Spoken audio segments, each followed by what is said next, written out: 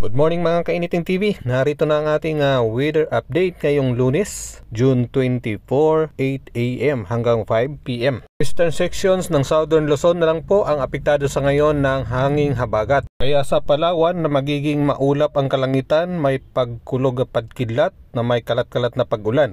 Bahagyang maulap hanggang maulap na kalangitan naman at may bihirang pag-ambon, pag-ulan, pagkulog at pagkidlat sa mga lugar ng Metro Manila, Cavite, Batangas, Zambales, Bataan at Occidental Mindoro. Apektado naman ng easterlies ang Eastern Visayas, Dinagat Islands, Surigao del Norte, Surigao del Sur at Davao Region na magiging maulap ang kalangitan, may kalat-kalat na pag-ulan, pagkulog at pagkidlat.